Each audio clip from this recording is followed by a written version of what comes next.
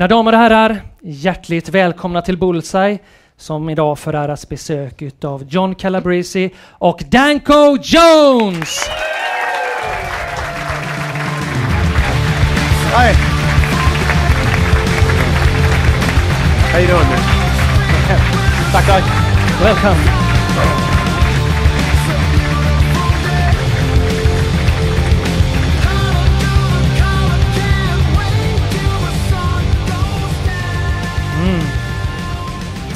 Welcome to the show.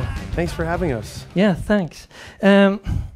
Two guys traveling around the world, playing in front of hundreds. You can come closer, man. Don't have to be so afraid.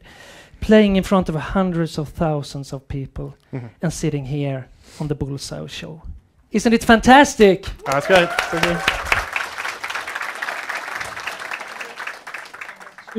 Congratulations on your tour. Thank you. Sold out venues. Some of them, yeah. Yeah. That's pretty amazing, isn't it? I guess, yeah. It's fun. Yeah. Great. Before we start off here, I'd like to confess something. That in my family we're kind of deep into Danko Jones. Cool. And the Danko Jones music. And about a year ago, my son Albert, he had sort of a thing, you know, as soon as he woke up, he grabbed his plastic guitar and...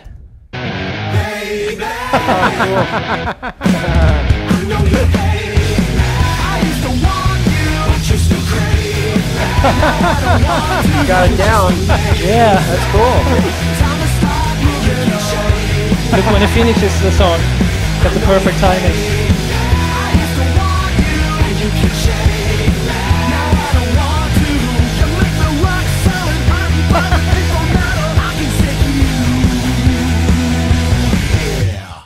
Nice. Yeah, he nailed it. Got good timing. I have a feeling that it might get kind of nerdy here this evening.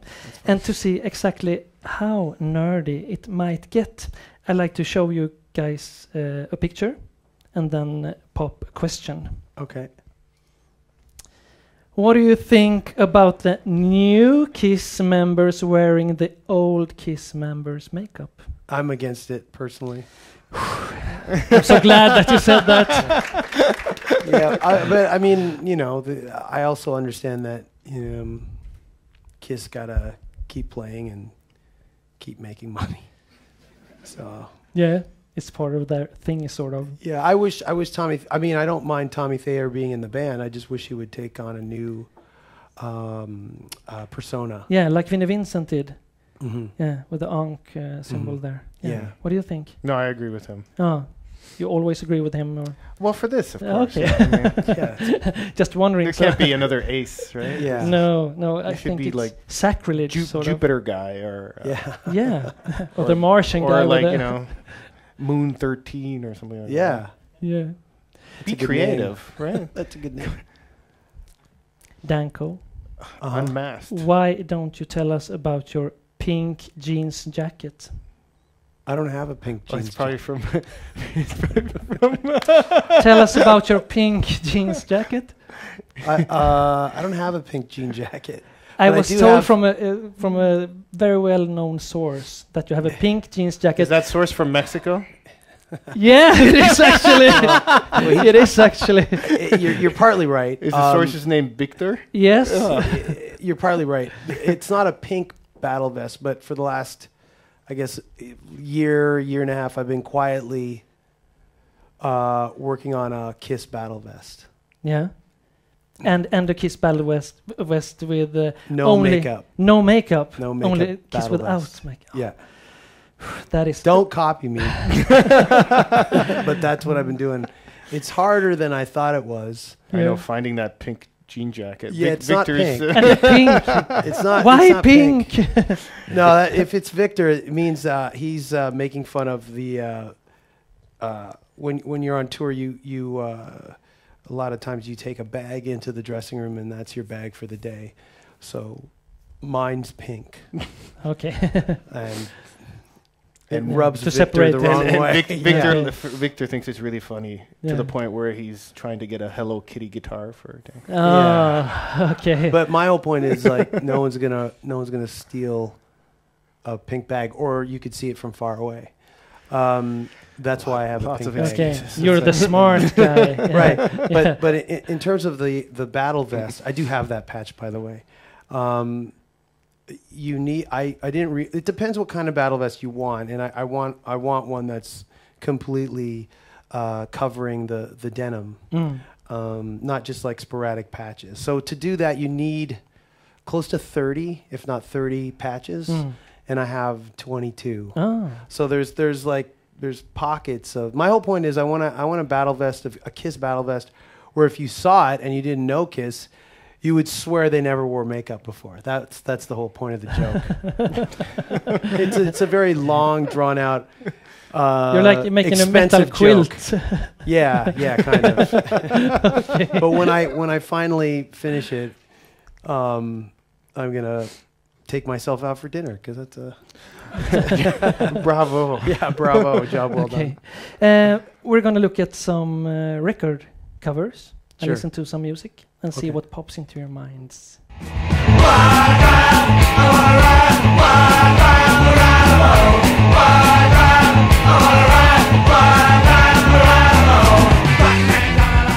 The Clash, White Riot there from their debut album from 77, I think. Mm. What? I'm passing it over to JC. I grew up listening to the Clash more than Danko did. So Yeah. yeah, it just reminds me of when I was a kid and wanting to get into music, and then yeah, What pictures comes into your head? mostly pictures of Joe Strummer, if I Mm. think about it, and this record and then London Calling were my favorite Clash records. So Okay. The next one.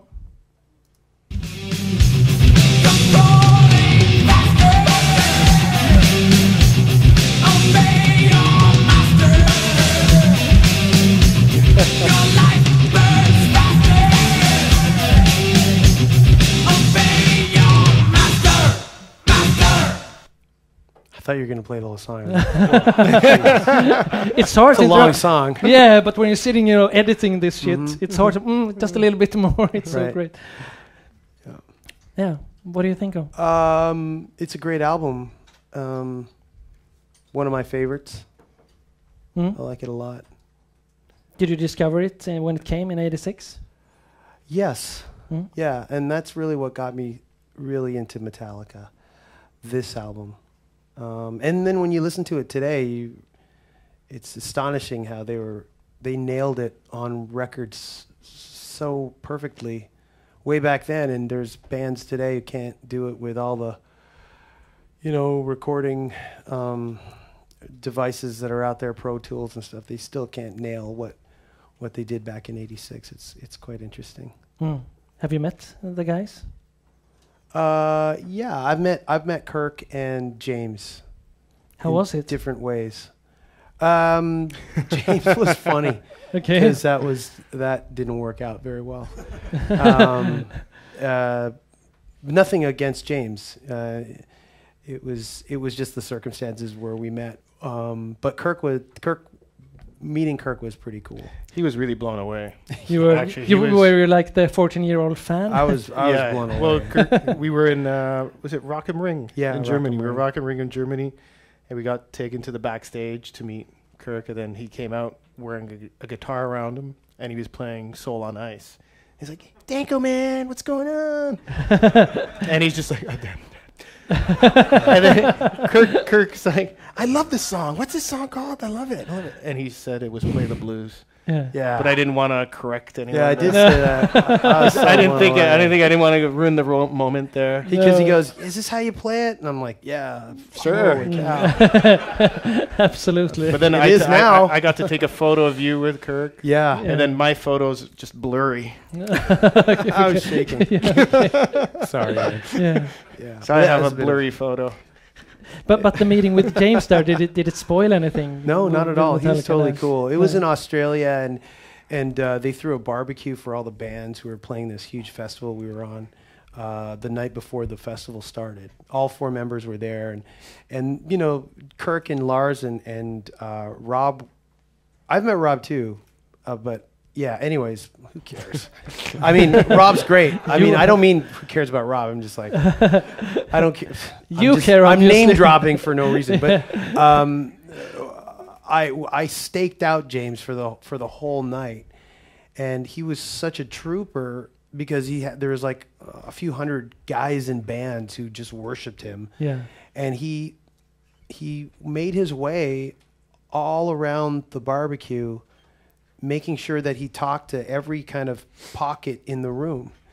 The only problem was my fault was I was trailing him.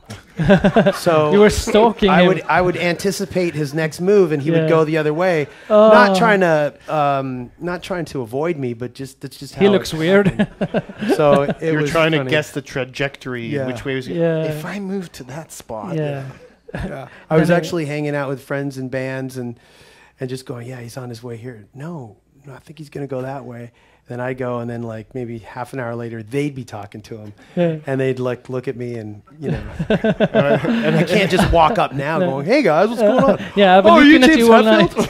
So, but at the end of the night, I finally went up to him, and he was so tired because of all the talking. I let him off the hook, and he just said bye. Mm. Don't you wish you had the I Forget app? They put it in his We pocket. were joking about that earlier, just because I have a tendency to forget a lot of stuff on tour. The last cover here.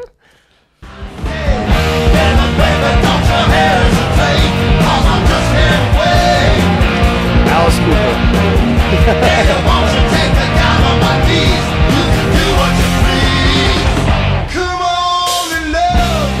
New York Dolls. 1970. No, I'm just joking. That's a great album. Okay. Kiss Alive is a great album. It's the first album I got. You know, my mom bought it for me and stuff, and bought it at Fairview Mall at the Music World. The first album of all your albums you ever got, or did you get it? Well, I mean, I got the Jungle Book, Walt Disney, but that doesn't count. Okay. That was my first That's record. what I wanted to hear. It's just not cool when you say that. No. But it was really the first real record that I got. Well, she bought it for me at the Fairview Mall Music World, which I don't think it's still there, but I ended up working for that chain later, years later, or whatever. And every day you thought of this album. At least they gave me this. Yeah, I wasn't in the mall. It wasn't in that mall. It was somewhere else, but. Okay. And back then you kind of wanted to be Gene Simmons, or or just a theatrics guy in rock and roll. Yeah, I just had my mom made the cape, and what did you do that for? Was that Halloween? Oh, yeah, it was Halloween. But capes are kind of underestimated, aren't they? It's kind of cool. It's hard to wear in the city a cape, but if you could do it with pride, then it would be cool. If you're a child, I wouldn't do it now. Okay, but your father wasn't so fond of you playing Kiss all night and all day. Both my parents didn't like it at all. No, but it was your mom's fault. She bought it. Yeah, she did, but it was just because I pushed and asked so much. Yeah, okay. She just finally gave in, but they just didn't know. I just listened to it all day long, like nonstop. So they started getting worried. No. Yeah, they made you autistic sort of with that album. It was when I now I can see it from their perspective as I'm older, and I understand that, they were only trying to look out for my best interests. They had no idea. It's funny now how people regard rock music and heavy metal differently than they did even like 15, 20 years ago. It was seen as a lot more dangerous than it ended up being. A lot of these people grew older. They slowed down. Things like rehab were introduced. People got off alcohol and drugs. And now, now that rock music is, 50, 60 years old now, it's not as dangerous as it was when it was middle-aged. And so people didn't know how to react to it. My parents didn't know either. And now the music is looked on almost with this apathy where you kind of wish for all that regard back. You know, how people thought that, you know, Ozzy Osbourne is satanic. Yeah. You know, and now with the Osbournes and all this, kind of taking the veil off all that. In a way, you know, we've gotten all those kind of people off our back. No more censorship, no more, you know, PMRC or anything. But on the other hand, what we've lost is the mystery of it and the danger of it. So, you know, the magic is the magic can still be there, but you know, all the witch hunt is gone, which is cool for the bands, you know, one less headache. But on the other hand, we're left with a lack of mystery about it. I love the mystery. Yeah. What kind of kids were you when you grew up? Were you kind of the cool kids or the nerds or the jocks? Or I do exude a jockish quality about me. No, you, JC? I was always out playing and stuff. Playing, by that you mean playing with the girls? No, I was riding my bike. I was just scars everywhere and just being outside. Were you a loner? No. I was always around people and stuff. So you were kind of the cool guy, the guy that everybody liked. I was more like the troublemaker. Yeah. So. The instigator. Yeah. Okay. What kind of pranks did you pull? No, not too many bad ones, really. No, sensitive subject. I grew up in southern Italy, so you know, like stuff like on Sunday when you go watch a soccer match, if you didn't have a ticket, you find the oldest guy and you'd walk in front of him and you just say, "My dad has the ticket," and then you just run in. Okay. You know, little scams. Little scams. Yeah, oldest trick in the book, probably. Right? Yeah, but you lived in Italy, you said. Yes. Yeah. When did you move to Canada? Then I moved back, and oh, jeez. So you lived in Canada first, then moved to Italy, and then moved back. Then we moved back. Yeah. So what did you do there? I went to school. Yeah. But what was the reason for your family? It was just a change for my family. My mom went to live in Italy, so I went to school there. Okay. I did elementary school there in grade 6, 7, and 8, and then up until grade 9, and then I went. Then after that, I was sent back to Canada to live with my dad. And you, Danko, what kind of kid were you? Tell us everything. I just kept to myself and didn't really get in too much trouble. Wasn't an outcast. I wasn't the most popular. I was just there. You know. Were you kind of the clown in the class? I was at times. Yeah, for sure. But other than that, nothing too crazy. No. The two of you are the foundation of the Danko Jones band. How did you guys first meet? I think just through the natural way that every city's scene goes through. You know, you just meet people who are in other bands. We were in 2 different bands playing shows together. There's a club called Sneaky D's that had like all ages Sundays. So our bands played together, right? Yeah. And I had seen that Dapper Dan. Dapper Dan, yeah. The Dapper Dan trio. I have this picture here. Oh, wow, look at that. Oh, yeah. Oh, Jesus Christ. That was...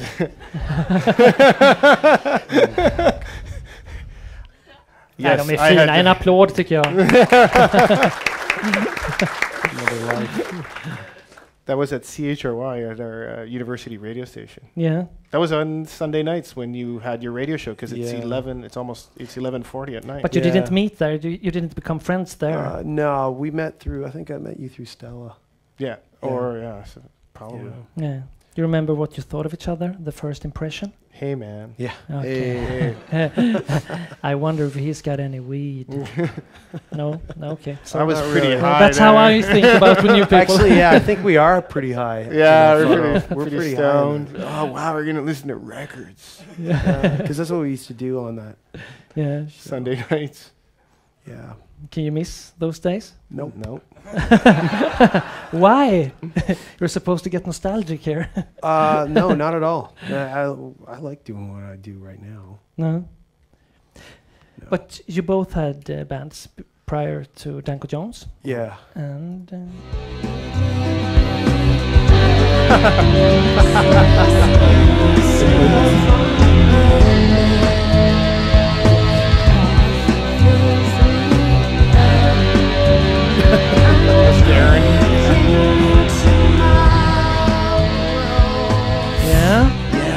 Yeah, that's what I got into the weed thing.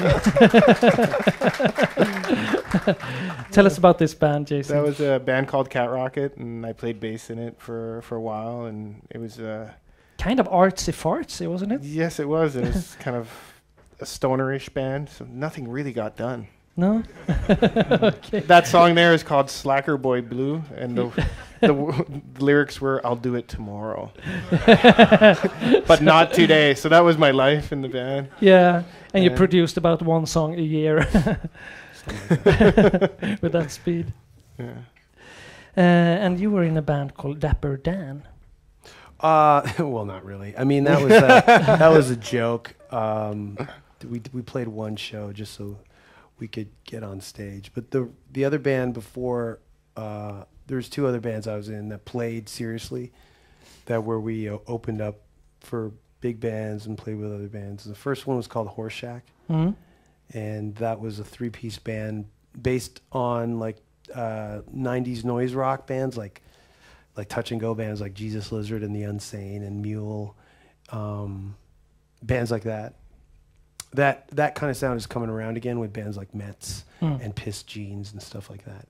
And then that broke up, and then me and the other guy, one of the other guys from the Horseshack band, we formed a 2-piece band called the Violent Brothers, based on bands like the Flat Duo Jets, the Revelators, the Leather Uppers, and the Bass Holes. And Flat Duo Jets, I think Jack White has gone on record saying that band was also instrumental in the White Stripes forming. Okay. So Flat Duo Jets were a 2-piece band. All these 2-piece bands were playing, and in the 90s, garage rock was really burgeoning, and what the end result was where the White Stripes and the Hives took it.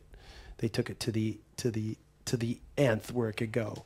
But really, the whole scene was in the 90s, and it was bands like Teen Generate, New Bomb Turks, the Gories, the Blues Explosion, stuff like that. And the Violent Brothers. Yeah, that was the Violent Brothers.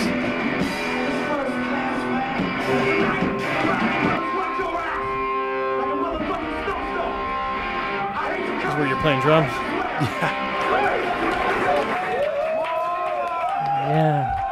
Yeah, we took our cue from another local band that ended up actually doing okay in the States, called the Leather Uppers, and they were a 2-piece band who switched as well, Classy Craig and Groovy Greg.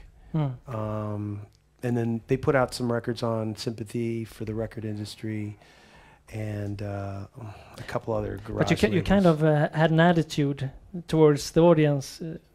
I remember that gig actually, and I think JC, you were in the crowd. I was in the crowd there. I was laughing that you were wearing a helmet, and you said something along that, "I'm wearing this helmet just in case the roof falls down." That's why I was wearing the helmet. Yeah, you're taking it out of context, but that was the whole point. Why are you wearing a helmet playing the show? I'm wearing a helmet indoors because of that. Yeah, because there was a punchline. Yeah, there was a punchline. There's always that risk. Yeah, the roof falling down. But that's pretty much where. Out of that band, we formed this band. Yeah, but was it here that you discovered that people liked when you talked with a foul mouth? Yeah, I actually have it on tape. I'm off stage. I'm pretty quiet, as people are continue to point out to me when they meet me.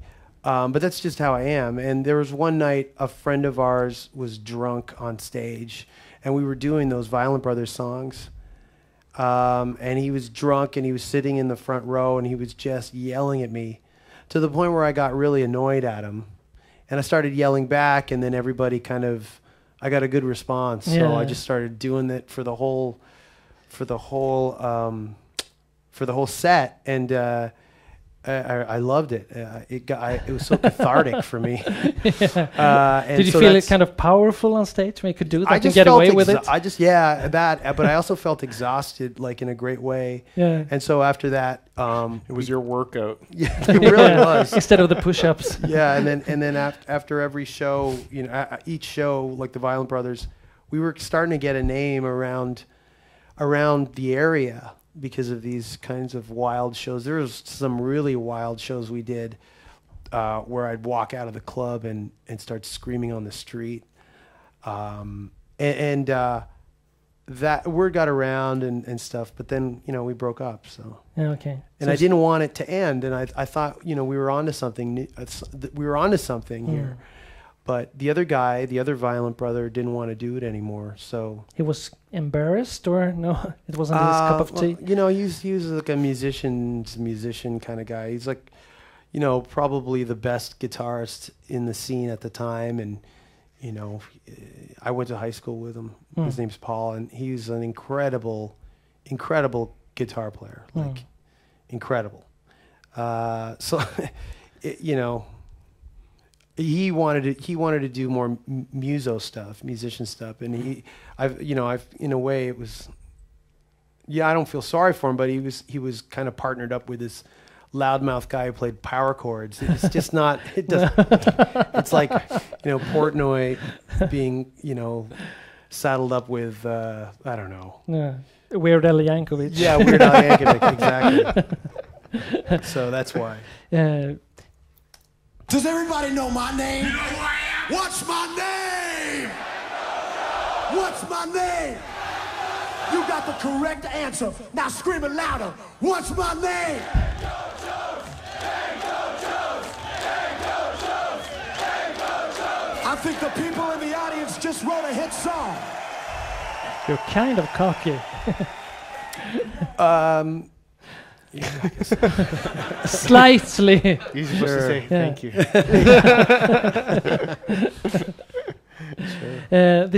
This cocky character, because it's not the character we see here now. Where does it come from?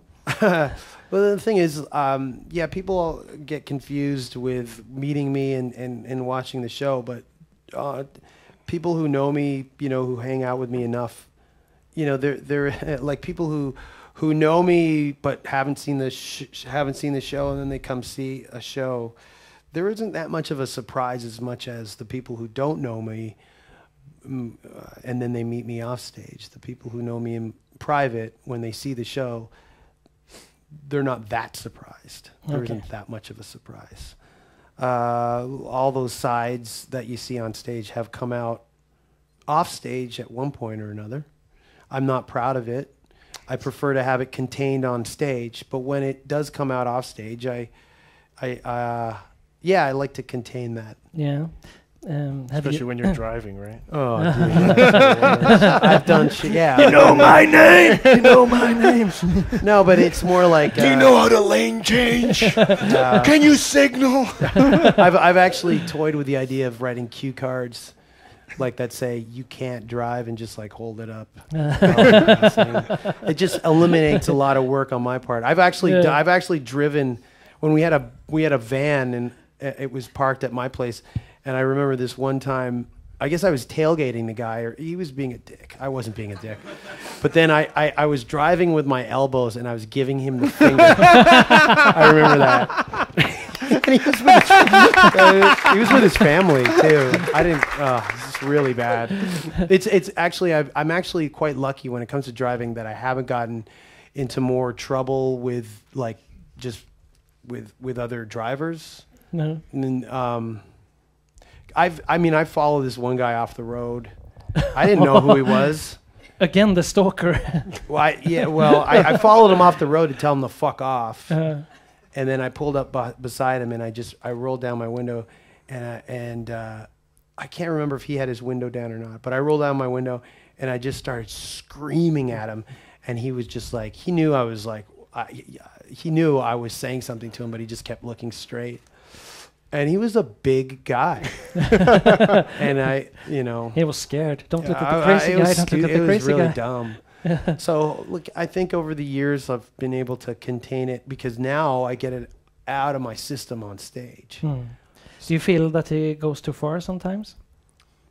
When On he's stage driving or off stage? When he's driving. Whenever. Only once I felt like he went too far. Okay, let's hear And it. Was it Philadelphia? in Boston there. Was it Boston? Yeah, Boston. Yeah. Mhm. What happened? Some kids were heckling the band while we were playing, because we were opening up for another band, and Mhm. how do I say it nicely? It wasn't the right fit. Right? But they're cool guys. Yeah, they're cool guys. It wasn't the right fit. And then we got off, and then these guys were kept yelling, and then What did they yell? I can't remember, either you suck or fuck you or Really mean really stuff. dumb Yeah. stuff. Okay. But after we got off stage, then he kept yelling, and then I don't know. I I jumped off stage. At the Yeah, end you of the jumped set. off. You jumped off stage, and then I was just like, don't do that. Like, that's not. I was Okay. ready to confront them. Yeah. I So you go, jumped don't- off stage to confront them during your set. Yeah, No, we no, finished the last It was at song. the end Okay. of the show. Oh, We okay. finished last song. I jumped Oh. off stage. Did you get beat up? Whatever. No, man, I was No, there. because no, he beat up. He yelled at me. He goes, "What the fuck are you doing?" Yeah, okay. So I just turned around and I went backstage. I can take 3 guys. But it feels like when you look at a clip like this, it feels like you really love the reaction from the audience.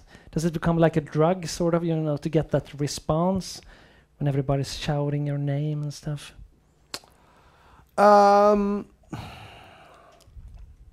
Yeah, I people say that. I've said that too in the past, but really, looking at it now, I don't know. I don't really know. Mm. It's not a character I put on. I don't. This isn't a play. These are, there's no script. Everything is just how I feel when it happens, and whatever kind of persona comes out is only me exaggerated when I'm in a kind of a hyper reality situation. It's not every day where you like stand up in front of like hundreds or thousands of people. That's real life, like warped. So you change. I mean, some people react differently. That's how I react. I mean, I like it. I'm not gonna say I don't like it.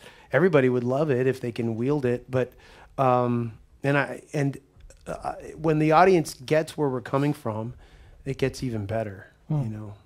Have you ever failed when you scream like that? Sure. What's my yeah. name? And nobody answers. Oh yeah, but that, I mean, you have to approach it with enough of a tongue in your cheek where you can laugh at yourself. Part of an audience's reaction is the fact that they understand that there's a certain amount of play here, and it's up to them to suspend disbelief and join in on the fun. If they can do that, then everybody has a good time.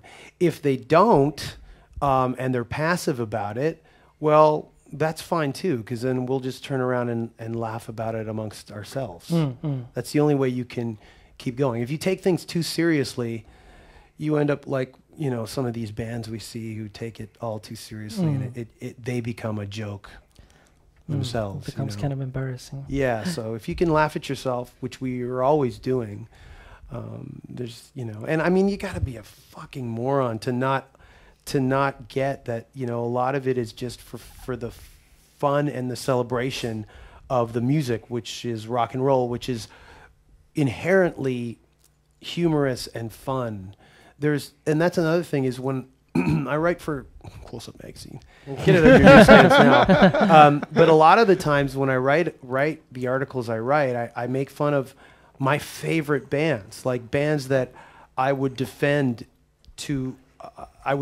them against outsiders. But within the circle, I'm the first to make fun of them because they're hilarious. I mean, they've after 30, 40 years, they've made so many faux pas. That's what endears them to us, and we get to make fun of them. You can laugh with them, love them, and we can laugh at them. That's the best part. Okay. And Okay. that's what a lifetime of fandom will get you. Yeah. Will allow you to do that. That's the best part. So there's a huge part of rock and roll is being humorous, and just enjoying not taking yourself too seriously. You've been in the same band now for about 17 years or so. Close to 18, I think. How have you managed to put up with each other? What's the recipe for sticking together that long? Counseling, Prazepam. Slow arsenic poisoning. No, we've been. We've been so busy, and we've been so lucky to take this thing that just. When you saw us at that photo when we were at the radio station, we never thought that we'd take it to this point. And then we started in a small little room playing music, and we're still playing some of those songs to this date. So. The fact that you get to travel and you get to play in front of audiences, it sounds cliche to say, but it's kind of endearing to and keeping on. And plus, we're both really stubborn. I think we have the same amount of stubbornness. So if somebody were to tell us, no, you can't do that, there's no way that. Go fuck yourself. Now you're getting fucked. Are you best friends? Yeah. After 18 years, we know more about each other than, Is it like, hey, I forgot my toothbrush? It's okay, you can borrow mine. No, we don't forget. We don't forget stuff like this. First, we don't forget. Okay. You never had any girl trouble or something like that? Falling in love with the same girl? That's why we can hang out. I'm digging here, guys. Give me something. That's the thing. I'm always keen on why other bands kind of break up and. What was that point where they crumbled? And it's usually most of the time it just boils down to a lack of communication and bloated egos. And if you can keep your ego in check and if you can keep the lines of communication open, then you can avoid all of that. And also you have to have common goals, which I think we've been able to maintain. We only want to play in this band and make this band better.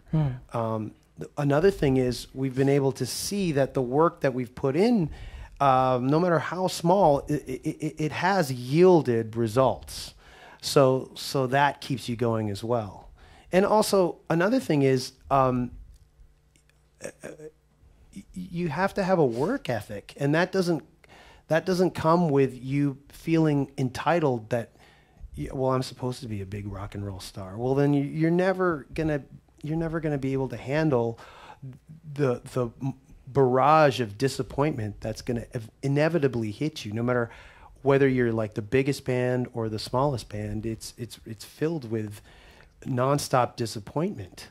You only see highlighted in the magazines and the videos and on TV and interviews the highlights, but what never gets discussed it's the nonstop disappointment, because that's embarrassing. But there's more of that than there is of the success. So if you can handle the disappointment, how do you do that then?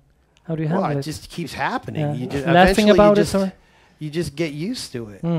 It started when, we didn't get to open up for a band that was coming through town that we really liked, and we didn't get the slot. Someone else got it. That's where it starts. And then this label that we wanted to be on didn't want us, and then it just keeps going on and on and on. You just keep working. That's really work your way through it.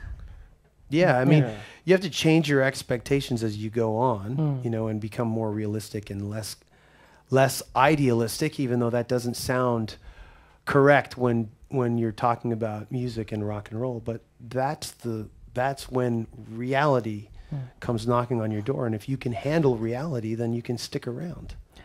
Early in your career, I understand that this band was very important to you.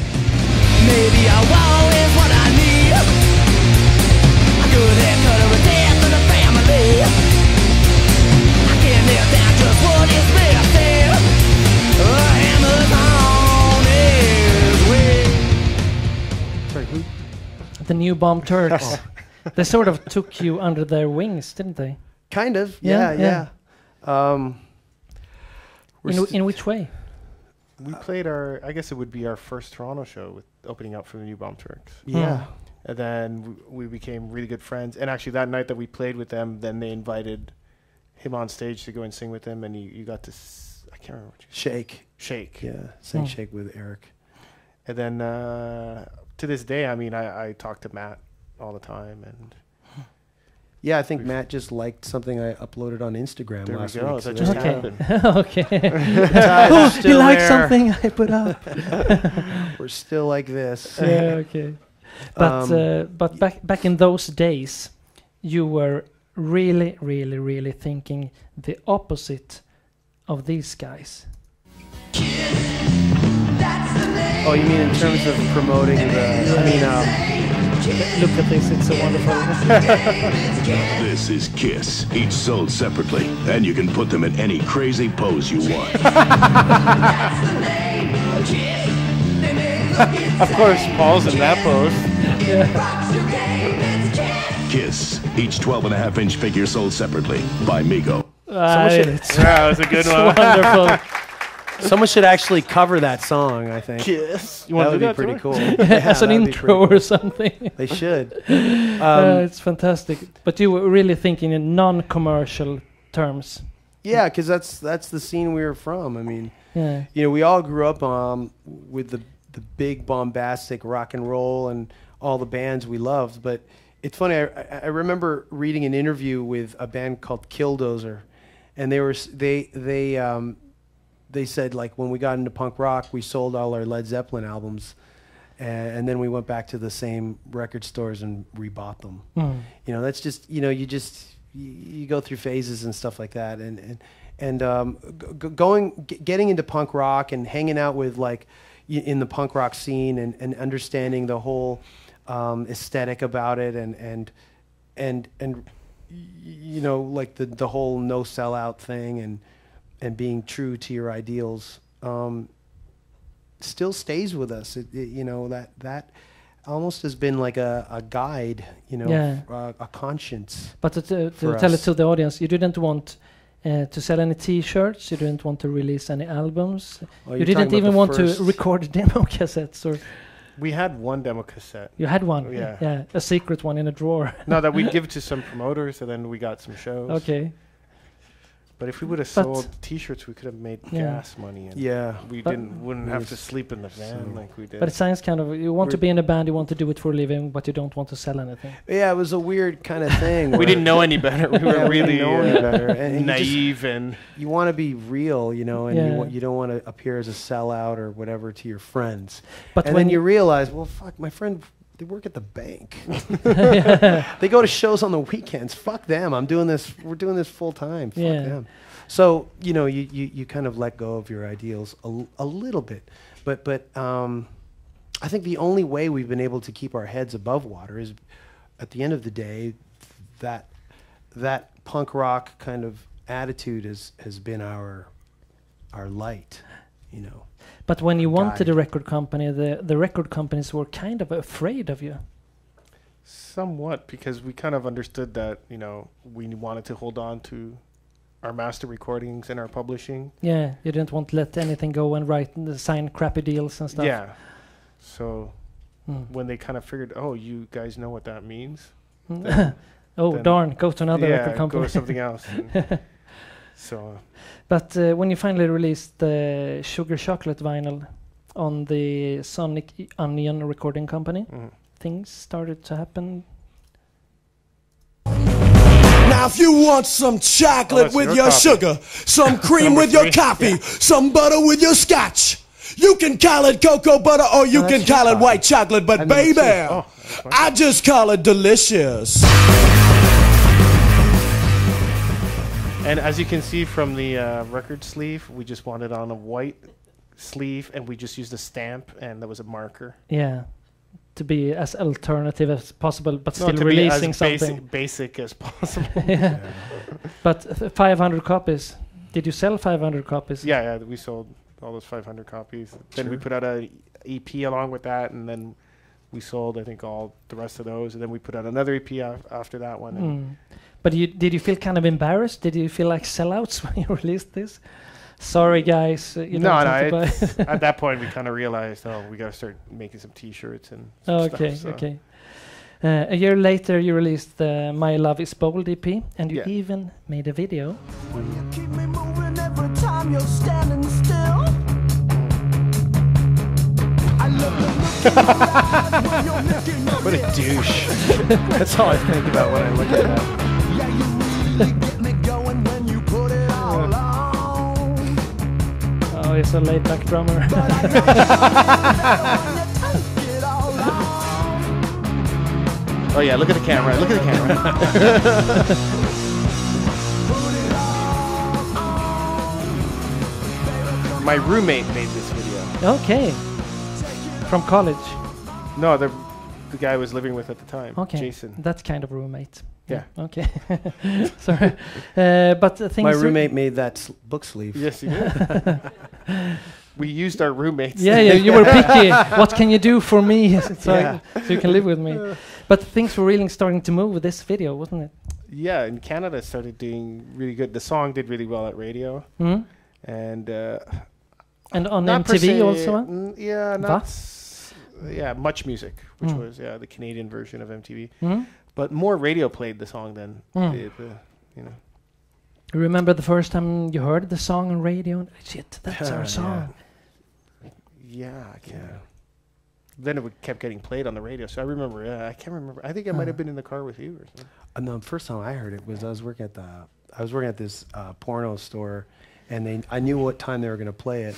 So You had called. Are you going to play our song today? no, we were told by someone. Yeah, that's right. They were going to Yeah. do that at 6 We must o'clock. tell that crazy guy which time It was, we're playing the song. It was 9 or 10 o'clock at night, Mm. and the store closed at 11, I think. So I was cleaning up, and then they played it, and I was like, this is ridiculous. The first time I get played on the radio, I'm fucking cleaning up a porno shop. So I sat down and I listened to the whole thing, and I stopped working and I listened to it because I work by myself, so I could blast the radio in the back. Mm. That's kind of a beautiful and kind of weird memory. It was an odd job. It was really weird. Yeah. to What did have. you do really there? Cleaning, you said we were kind of the cleaning lady in the porno shop. There was jerk off booths in the back. Ooh. I didn't clean the actual jerk off, but you had to sweep and mop. Oh. For how long? I did that for almost a year. It took you a year to clean that? One booth. Might have been super clean, man. From like mid to late January till my last night. My last shift was Halloween night. Okay. So then fuck it. and To you make put on it the even monster more makeup. weird. I know. Yeah. Exactly. But you've always been kind of well dressed for a rock and roll band. How come you chose that part and not sort of the sleazy image? Because we just kind of went against everything that was there. You were Then- punk there, sort of. Well, also we there's like realized that- Nation of Ulysses. Yeah, that Yeah, was another there was thing. a cue that we took from as well. From what? And the makeup in the Nation of Ulysses, those Discord bands really dressed well. Mm. So yeah, we just kind of took from here and there. Mm. And yeah, like you're saying, like a lot of the garage rock bands, they just dress like dirt bags, which is cool and everything. But then you realize that after you play a show, your suit really smells. yeah, Mm. It's not a good idea. No. It gets extra hot, and so Yeah, it's the same with every kind of costume that you can't it wash just- that it's- off. It doesn't. Yeah. It's not smart. You remember your real first tour? Yeah, I guess that's the one we did. We went across the U.S. yeah. That was pretty rough. Yeah, I booked it, and we had a Sears van that had no back seat, and then we drove across the desert. By the time we drove across Phoenix, we got to, I think it was California. We had to change all the tires on the van because they had melted. Yeah. I remember we drove through Colorado, and then we woke up in Idaho, in the desert in Idaho. Yeah. I woke up with a bottle of bourbon. I was just drinking it the whole time because I wasn't driving. Okay, but you really loved JC then, booking that tour. There Or were some was it good like- shows. Okay. And we got to go to play in San Francisco and Yeah. We Yeah, there's a few highlights from that tour. How much of the alcohol and the women was it? If you imagine, I had $5 in my pocket when we hit San Francisco. I was so poor, man. Yeah, I couldn't even buy someone a drink. I bought a banana for dinner that night. Oh, that's so harsh. It was rough. Yeah, that was a rough tour. Yeah, but That can break a band. today I don't need alcohol to enjoy the majesty of rock and roll. Well, That's not my title, but Yeah. that's my editor who came up with that. Okay. Well, he's never been a drinker. No, he never. He has a beer. Do you want some water? An untouched beer. Yeah, an untouched beer. I'm fine. Yeah. Okay. Yeah. I've been drinking mine. But why haven't you ever been into the beer, which is so lovely to some of us? Well, yeah, but I mean, it's like we were saying. I mean, I mean, there's a huge punk rock element and a punk rock history to this The band. straight edge thing. I got into straight edge not as a uniform, but just as an idea when I was in high school, and I discovered what Minor Threat was and what Youth of Today was, and bands like 7 Seconds and all these kinds of bands that I just never knew growing up as a metal kid, that you could sound aggressive and heavy and still have these like positive lyrics. It was just weird to me. Yeah, punk rock kind of blew my mind in a way, coming from the conservative world of rock and roll and heavy metal. And it offered alternatives. Yeah, up until then, I only knew of like bands, like Alcoholica and stuff, and I thought that was the way to go if you were to like this music. Yeah. And then here were all these bands that sounded like angrier, saying all this like the total opposite stuff. It was quite interesting, And then bands like the Bad Brains, they didn't look like any band I'd ever seen before. So it was like a Pandora's box that was opened. And I never really took to alcohol as much as other people in like heavy hard rock music. No. Going to metal shows, I was just really there for the music. So You're one of a kind. not really. Mr. Jones. Apparently, there was a lot, enough of us to form some sort of movement. So. Yeah. But thank God. Well, what really got me at the end of the day was the music was so fucking angry. Partly because they just needed to smoke a joint and chill out. but I mean, eventually I never really, the alcohol never really got me. I was never really that interested, but I was interested in drugs. Okay. So it chose that vice instead. What kind of drugs? Just marijuana and acid.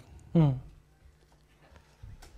But took that a was lot? very short-lived. Yeah. Okay. Yeah, it was a few years, I'd say, like 2 or 3.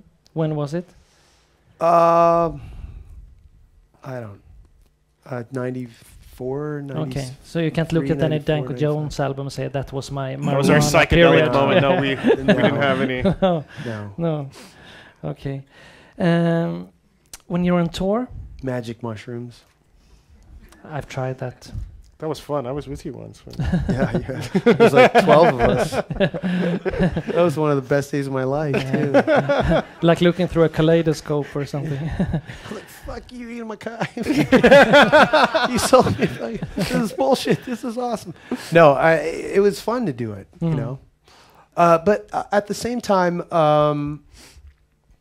like I think JC was saying, we're just too kind of stubborn and, kind of just to not let anything kind of distract us from where we wanted to go, point B, and there was, and I realized that, hey, I got to get my fucking shit together. I have no skills. I'm not going to be a doctor, and I don't want to work in this record store till I'm, 70. I really want to just, I was finally honest with myself. I really want to be in a band. And that's when I was like, well, to myself, I said, nothing's going to stop me. You've heard that story a million times. But there was this really crazed obsession about it. So You really wanted to make it. I don't know. No, it wasn't make it. Like it was. There's no American Idol aspiration. It was No. just we really just wanted to be like the bands that we went to go see, and those bands were anything but the biggest bands. But they were able to tour in a van. Able to do it and live it. So, Yeah, and we thought that was the greatest thing in the world. You know. That was kind of enough. Yep. Yeah. In general, how would you describe the Danko Jones lyrics? Accurate. The topics? Pretty accurate. I mean, they're about life experiences I have to because I got to sing them every night. So they're about certain people, you know. You know, some of them are about people in our circle we all know, you know. So it's good that you say that because I'm kind of curious about these lyrics. With regret, don't test me. I can whip you off and steal all your cash. Sucker punch you in the face, stand back and laugh. Leave you stranded as fast as a heart attack. All day I think bad thoughts. I can break your heart at the drop of a hat. Stab you in the back in 2 minutes flat. Screw your girl in the back of my Cadillac. I think bad thoughts. Oh, tell us a story about these lyrics. that's not really about anyone in particular. Yes, please make something up. But I'm I seeing mean- a whole movie. Yeah, but, I mean, right. You're driving down the highway with your fingers up. In your Cadillac. But it's but it's there's enough truth in there where you know there's enough people you can line up and have it be about them in my life.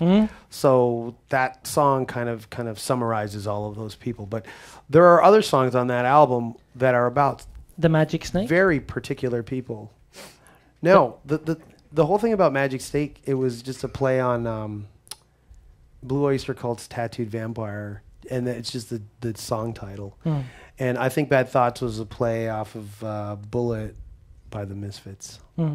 Okay. But no one got that, so whatever. It was kind of a lame No and boring interviewer. answer. I know, no rock interview ever got. It took about 2 years, and then I got an email from, I think it was Josh Diamond, one of the Diamond brothers who do our videos for that album. And I think it was on set or an email, and he goes, "You based that song on Bullet by the Misfits." And I'm like, ding, ding, ding, you got it. You're the first person who got it. Okay. Crack the code. Yeah. But yeah, sometimes it's just like, it's just that. Yeah. You know, but there's other songs on that album that are about certain people. As are every album of ours, there's songs about particular people. Can you tell us a little story about one of the songs? Which Well, has on an Born a actual- Lion, there's a song called Suicide Woman, and that's about an ex-girlfriend. You know, like I think that the line goes like, "Why are you always the last one out of the bar?" And that line is something I said to her, and we got into a huge fight one night. So, I mean... So she made the record. Yeah, but, you know, stuff like that, there's real kernels of truth. That's the first one that comes to mind, but there's a lot more like that. I think you're a great lyricist. Thanks. Yeah, I think you possess some of the, the cockiness and the humor as Alice Cooper does. Oh, wow. Thank you. That's a great compliment. Thank you. Thanks. Thanks. We don't have an awkward moment here. You're thanking me Yeah, I'm thanking you because I love for your me lyrics. thanking you? Yeah. Well, thanks for thanking yourself when I thank you.